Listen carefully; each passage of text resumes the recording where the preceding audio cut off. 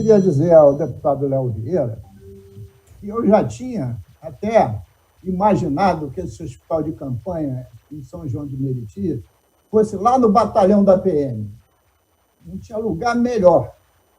Área central, e realmente ali é o ponto de confluência da Baixada. Eu assino quantas indicações legislativas o senhor quiser para fazer o hospital lá de campanha em São João de Meriti.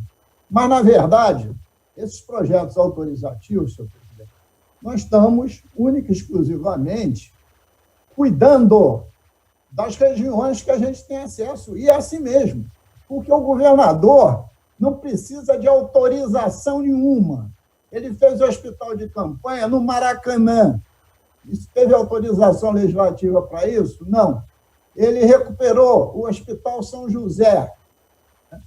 Teve autorização legislativa para isso? Não, porque já é das suas atribuições. Numa pandemia, de acordo com a Secretaria de Saúde e de acordo com os meios e modos, escolher uma área e botar um hospital de campanha.